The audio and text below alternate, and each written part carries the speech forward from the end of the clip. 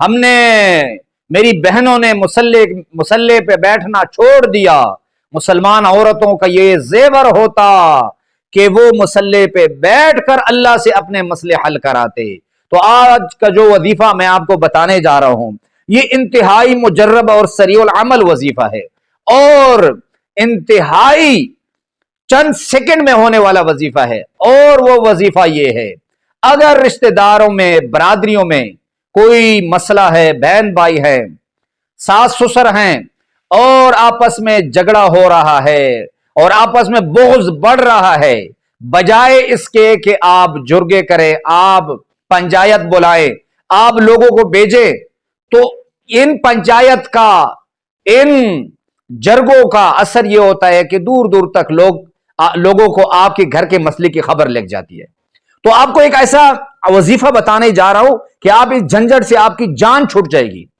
جو شخص آپ سے بغض رکھتا ہے، وہ میاں بیوی ہیں، بیوی ہے خاون اس سے بغض رکھتی ہے، یا خاون ہے بیوی اس سے بغض رکھتی ہے، یا بھائی ہے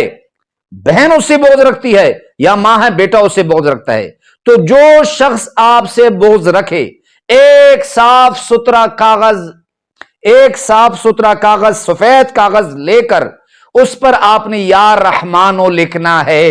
اس کے بعد جو شخص آپ سے محبت نہیں کرتا، آپ اس کی نیچے اس کا نام اور پھر اس کی ماں کا نام لکھ دیں۔ اس کے بعد اگر مرد ہے، آپ مرد ہیں تو آپ اس کو دائیں بازو پہ باندھیں۔ اگر آپ عورت ہے، آپ سے کوئی بغض رکھتا ہے تو آپ سفید کاغذ پر لکھ کر اسے بائیں بازو پہ باندھیں، اور بیت الخلاء میں جاتے وقت اگر آپ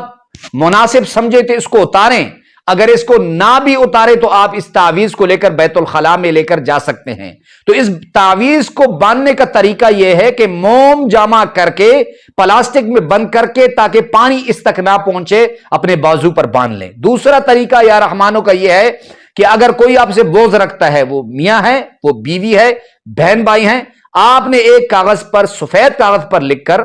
سیاہی والی پین سے لکھ کر اس کی نیچے جو شخص آپ سے بغض رکھتا ہے اس کا نام، اس کی ماں کا نام لکھیں، پھر کسی میٹھی چیز میں یا کسی پانی میں اسے گھول کر پلا دے۔ اللہ رب العزت جو شخص آپ سے بغض رکھتا ہے، پلانے کے بعد وہ آپ سے شدید محبت رکھے گا۔ اور آخری بات یہ ہے کہ آپ دعا کرے تو 7 مرتبہ یا رحمان پڑھ کر دعا کرے، جو پریشانی ہے اللہ اسے حل فرمائے گا۔